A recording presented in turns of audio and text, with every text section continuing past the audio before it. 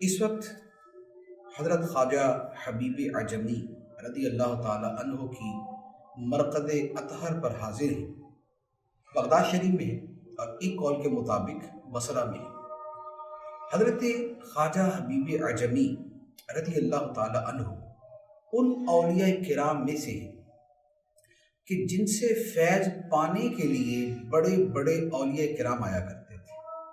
آپ کی سیرت، آپ کا کردار، آپ کا مقام اس قدر بلند و بالا ہے کہ جن اولیاء سے آپ نے فیضان حاصل کیا وہ آپ سے بعد میں فیضان حاصل کرتے تھے۔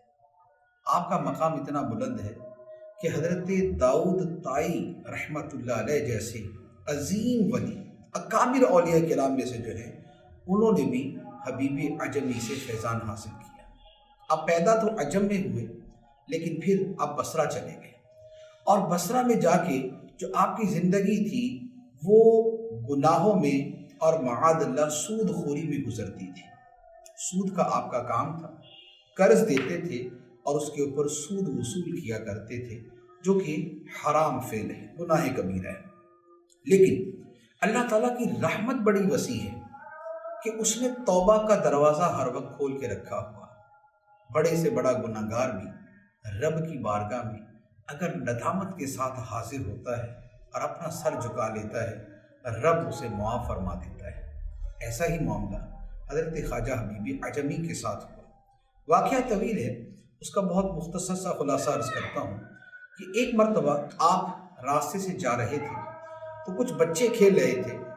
ان بچوں نے کہا کہ بھئی ہٹ جاؤ، یہ حبیب اعجمی سود خور آ رہا ہے، کہیں اس کے پاؤں سے گرد اٹھ کے ہمارے اوپر نہ پڑ جائے اور ہم بھی بدبخت نہ ہو جائیں۔ آپ کے دل پہ چوٹ لگی کہ میرے گناہ اور میرا راز اتنے لوگوں کو پتہ ہے کہ بچوں کی زبان پر بھی میں بدنام ہوں۔ دل میں خیال آیا کہ اب توبہ کر لینی چاہیے۔ اس کے بعد آپ توبہ کے لیے حضرت حسن بصری رضی اللہ تعالیٰ عنہ کی بارگاہ میں آئے۔ حضرت حسن بصری وہ عظیم ہستی کہ جن کے ہاتھوں پہ نہ جانے کس کس نے توبہ کی اور کس کس نے آپ کی بارگاہ سے علم حاصل کیا اور کس کس نے آپ سے فیضان پایا۔ حبیب اعجمی علیہ رحمہ گئے، توبہ کی اور توبہ کر کے علم سیکھنا شروع کر دیا۔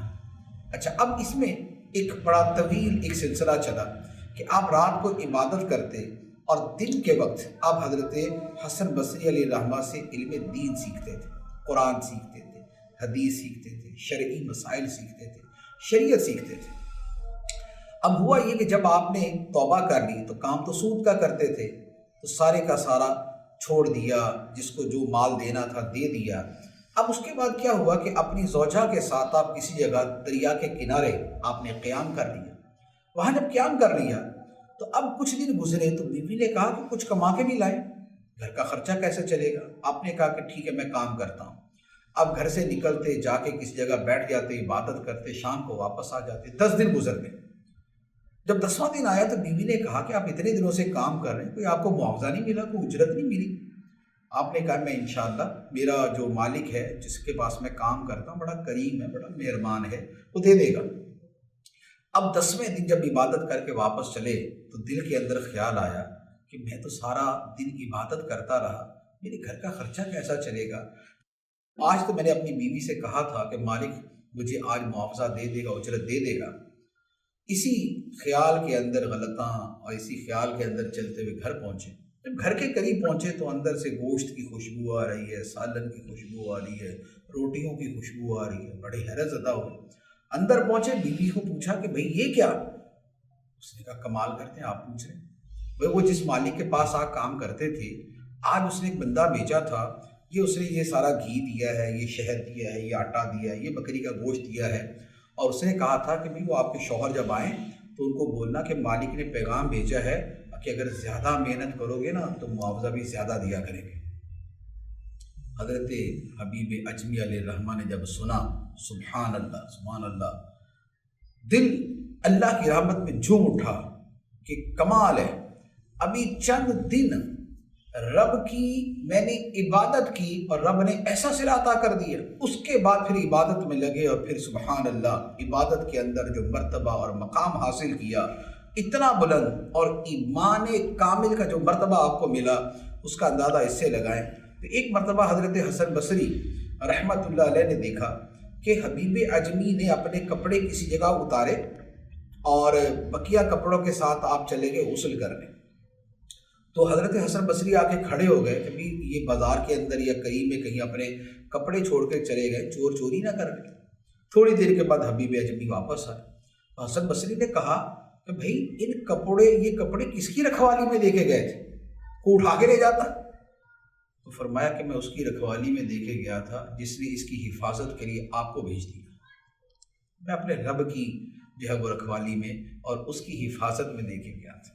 یہ ہے خدا پر ایمان، خدا پہ توکل۔ اسی طرح کا ایک اور واقعہ ہے، حضرت حسن بصری علیہ الرحمہ کا زمانہ جو ہے یہ حجاج بن یوسف کا زمانہ ہے جو ظالم بادشاہ تھا۔ ایک مرتبہ اس کے سپاہی آپ کو پکڑنے آ گئے تو آپ حضرت حبیب اجمی کے گھر میں داخل ہو گئے اور کہا کہ مجھے سپاہی پکڑنے آ رہے، مجھے چھپا لو۔ تو حبیب اجمی نے کہا ٹھیک ہے، اندر کمرے میں چلے جاؤ۔ آپ کمرے میں چلے گئے۔ تھوڑی دیر کے بعد سپاہی آئے، پوچھا ہاں بھائی حسن بصری کدھر ہے؟ تو حضرت خواجہ حبیب اجمی نے جواب دیا اندر بیٹھے ہوئے۔ سپاہی اندر گئے، اندر جا کے دیکھا بندہ ہی کوئی نہیں۔ باہر نکلے، کہنے لگے ہوئے حبیب اجمی جھوٹ بولتے ہمارے ساتھ مذاق کرتے ہیں۔ اس نے کہا بھائی میں نے تو جاتے دیکھا ہے، اب تمہیں نظر نہ آئے تو میرا کیا مسئلہ ہے؟ حضرت حسن بصری فرماتے ہیں کہ میرے اوپر 7 مرتبہ سپاہیوں نے ہاتھ رکھا لیکن مجھے پہچان نہیں سکے۔ جب وہ چلے گئے تو حسن بصری علیہ الرحمہ باہر آئے اور حبیب اجمی سے کہا کہ تم میرے شاگرد ہو، استادی کا تو حق ادا کر دیتے، تم نے سیدھا ہی اندر بھیج دیا کہ حسن بصری اندر بیٹھے ہوئے، مجھے پکڑ لیتے میں تو جان سے جاتا، تو تھوڑی سی مہربانی کرتے بول دیتے کہ نہیں ہے۔ تو حضرت حبیب اجمی نے فرمایا کہ حضرت اگر جھوٹ بولتا نا آپ بھی پکڑے جاتے، میں بھی پکڑا جاتا۔ یہ سچ تھا جس نے آپ کو بھی بچا لیا، مجھے بھی بچا لیا۔ سچ میں نجات ہے، جھوٹ میں ہلاکت ہے۔ پھر فرمایا حضرت حسن بصری علیہ الرحمہ نے پوچھا کہ اچھا اے حبیب اجمی یہ بتاؤ کہ ان کو نظر کیوں نہیں آیا میں، تم نے کیا ایسا کیا؟ تو آپ نے فرمایا کہ میں نے 2-3 سورتیں پڑھی تھی اور اس کے بعد کہا تھا کہ مولا حسن بصری کو تیرے حوالے کر دوں، تو اس کی حفاظت کر۔ بس میں نے تمہیں رب کے حوالے کر دیا تھا، رب نے حفاظت فرما۔ یہ ہوتا ہے مقام توکل۔ اسی طرح حسن بصری رحمۃ اللہ علیہ ایک مرتبہ دریا کے کنارے کھڑے تھے اور کشتی کا انتظار کر رہے تھے کہ دریا پار کرنا ہے۔ تھوڑی دیر میں حبیب اجمی آئے اور آپ نے مصلی پانی پہ بچھایا اور پانی کے اوپر تیرتے ہوئے نکل گئے، پانی کے اوپر چلتے ہوئے گزر گئے۔ حضرت حسن بصری رحمۃ اللہ علیہ دیکھ کر غش کھا کے بے ہوش ہو گئے کہ حبیب اجمی سکھایا تمہیں میں نے ہے اور تم اس مقام پہ پہنچ گئے۔ حضرت حبیب اجمی نے جواب دیا کہ یہ باتیں یقین کی، جتنا یقین کامل ہوتا ہے اتنا ہی رب کا کرم ہوتا ہے۔ تو یہ حضرت حبیب اجمی رضی اللہ تعالیٰ عنہ کی سیرت کا میں نے ایک مختصر سا آپ کے سامنے بیان کیا ہے، لیکن یہاں پر ایک بات عرض کر دوں، اس کا یہ مطلب نہیں کہ حسن بصری رضی اللہ تعالیٰ عنہ کا مرتبہ کم تھا، مرتبہ حسن بصری کا زیادہ ہے، کیونکہ کشف و کرامات ایک اپنی چیز ہے، لیکن دین کی خدمت جو حضرت حسن بصری رضی اللہ تعالیٰ عنہ نے کی ہے اس کا کوئی جواب نہیں۔ حسن بصری رضی اللہ تعالیٰ عنہ کا مرتبہ بڑا بلند ہے، لیکن بہرحال ہمارے سر کے دونوں تاج ہیں، ہمارے دل کی دونوں ٹھنڈک ہے، ہماری آنکھوں کا دونوں سرور ہے، ہمارے سر دونوں ہی کے قدموں میں ہیں، اور ان کی قدموں کی خاک کو اپنی آنکھوں کا سرما بنانا ہم اپنے لیے سعادت سمجھتے ہیں۔ اللہ تعالیٰ حضرت خواجہ حبیب اجمی رضی اللہ تعالیٰ عنہ کی تربت اطہر پہ کروڑوں رحمتوں کی بارش فرمائے اور ان کے فیضان سے ہمیں وافر حصہ عطا فرمائے۔ آمین بجاہ النبی الامین صلی اللہ علیہ